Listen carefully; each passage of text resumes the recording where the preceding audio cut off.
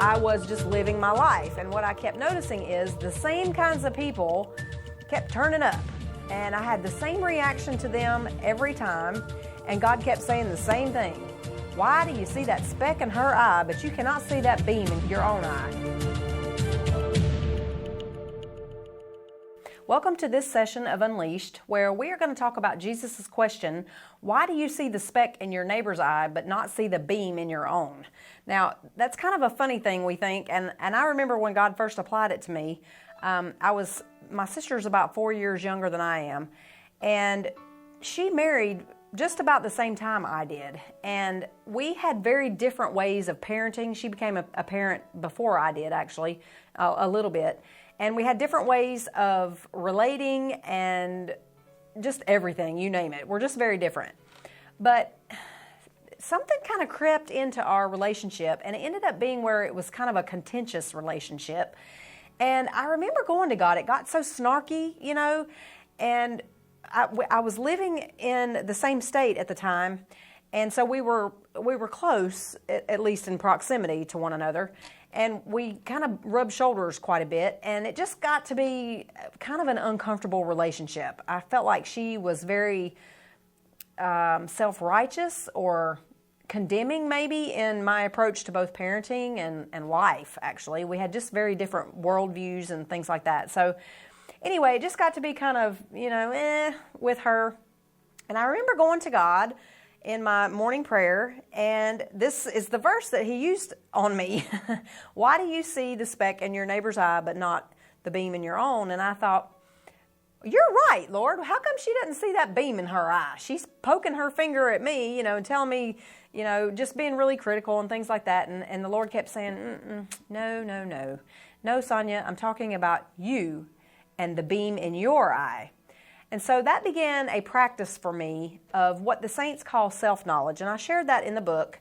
But one of the biggest issues that I had to confront in my walk with God as it relates to this speck and the beam, or the I guess, I don't know, a rod or a beam, whatever, but it was this anger issue, because inevitably I was accusing people around me of being snippy and self-righteous and critical and, just not, I wouldn't say necessarily that they were, just very critical was usually my criticism of them. And so God would always turn that back on me. And you know that old saying that when you point your finger, you have 4 others pointing back at you. And that's kind of the principle that I began to see emerge.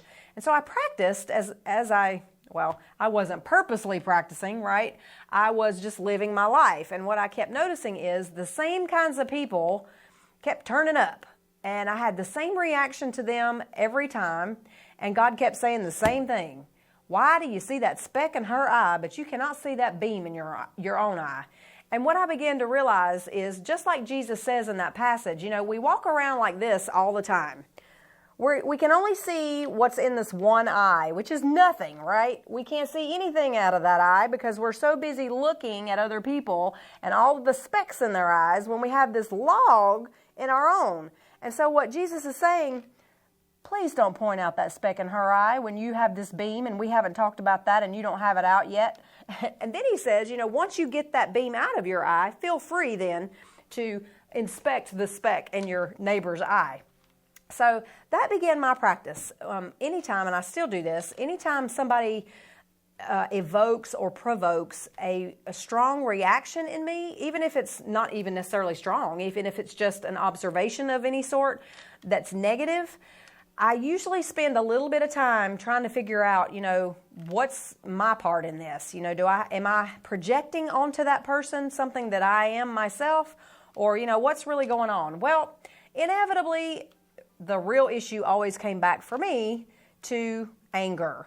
And people would, if they were critical, or you know how it is when you work out in the world and you rub shoulders with just people you just don't like. I mean, their personality's great on you. And I always say that, God uses us like sandpaper on one another to sort of sand off those rough edges that we have, both in our personalities, but also in our approach to things sometimes. I don't know about you, but I can go way over on one end, or I can swing back way on the opposite end and be that way too. And inevitably, my major